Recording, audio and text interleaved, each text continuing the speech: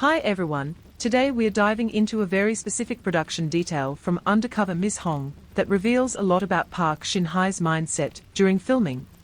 And that is the way she described the core elements of the drama herself.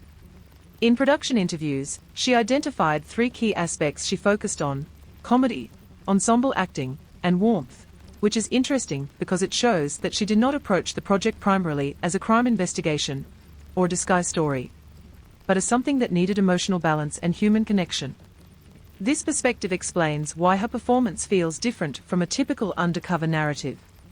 Instead of playing the role purely as a strategic mission, she leaned into the relationships between characters, the awkwardness of pretending to be younger, and the everyday interactions inside the workplace.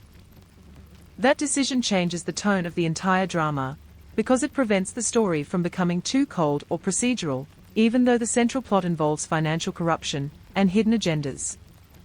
Another interesting detail from the same production context is her statement about pressure. She openly admitted that playing a 20-year-old was psychologically difficult, not because of physical appearance, but because audiences already know exactly what she looked like in her 20s, having watched her grow up on screen.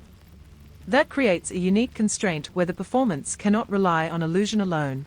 It has to be convincing at a behavioral level. This kind of pressure is rarely discussed in acting analysis, but it matters a lot for someone like Park Shin-hye. Most actors reinvent themselves over time without carrying a fully documented visual history from childhood to adulthood, but in her case, every attempt to portray youth is automatically compared to her real past. That makes the success of the undercover concept less about makeup or styling and more about how she adjusts voice, posture, timing, and social reactions. So when we look at Undercover Miss Hong through this lens, it becomes more than just a genre experiment.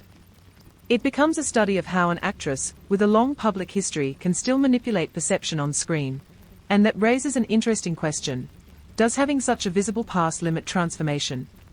Or does it make successful transformation even more impressive?